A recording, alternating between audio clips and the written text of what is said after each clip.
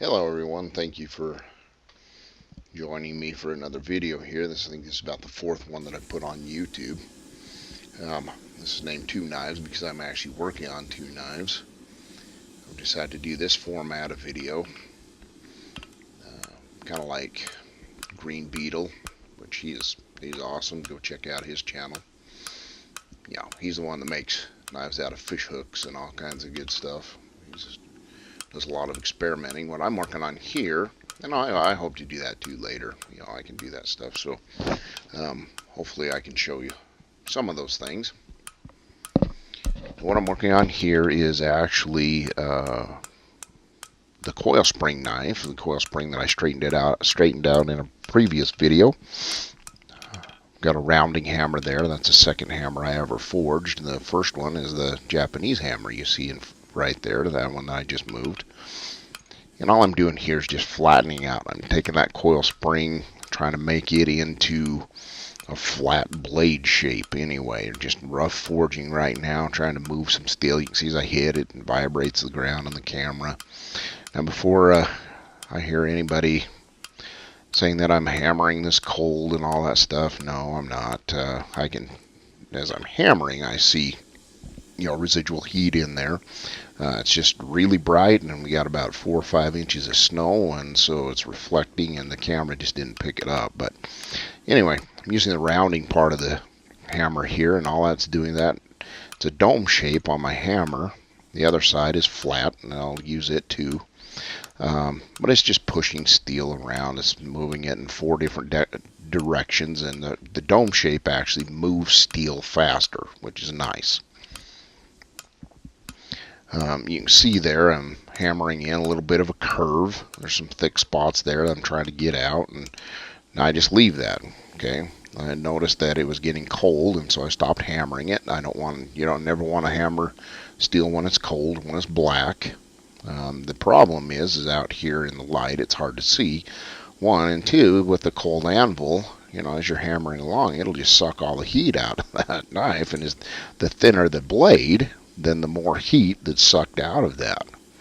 The Japanese hammer there is a really light. I just use it for forging in bevels. You'll see me kind of use it to straighten up a couple things here.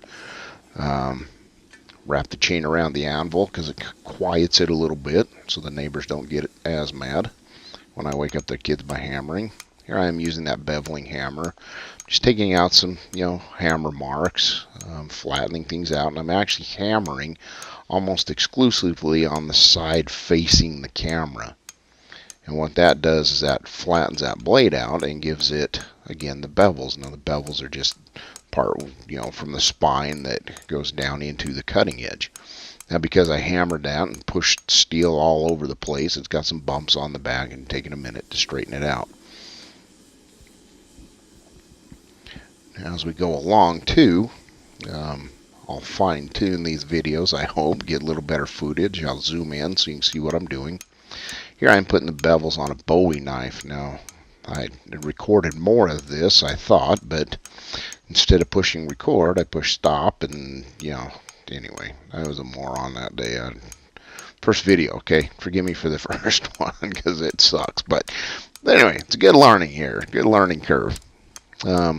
Working on the bevels again, just kind of straightening a couple things out. You notice how quickly that the heat was sucked out of that. This is a piece of 1084 steel. Still got some slight orange in it, just tapping down. You can see. Okay, now this is called a fullering tool. What it does is it puts blood grooves in swords, and it's just spring steel there that I've welded 5/8 inch round stock on, so I get it set. And then when I hammer on that, it'll set flat spot in the steel equal on both sides. So I can run my sword through there and it'll put a blood groove down the middle of the sword. It's not an exact science, but I'm doing that here. I'm using that to transition, put the shoulders in, basically transition from the handle part, and I'll show you next. The next video will be me actually forging the blade to shape and actually forging the handle too.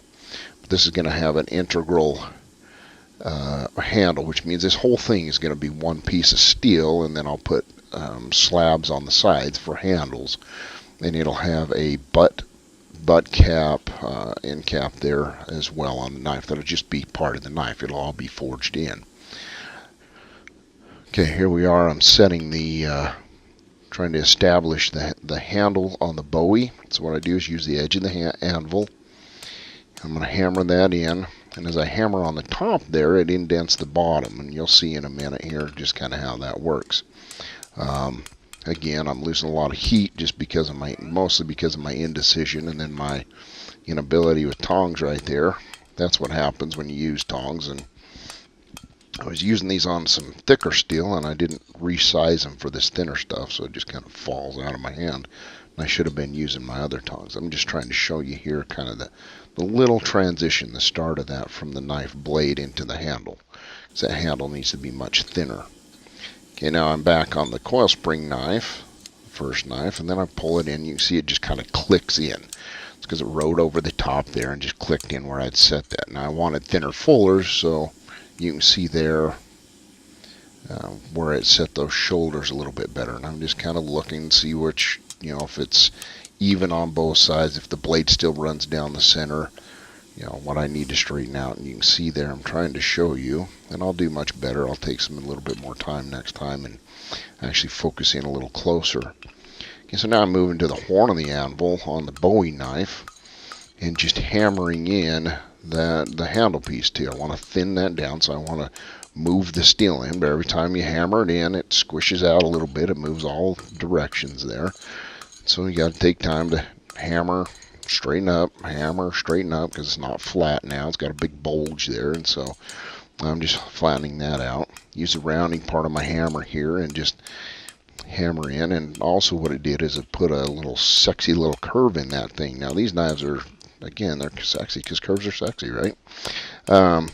And gives you just a little bit more leverage on the knife, a little bit better control, and it looks better if you look at that curve there. Now you see where your finger, your pointer finger, not your initial finger, but your pointer finger will set.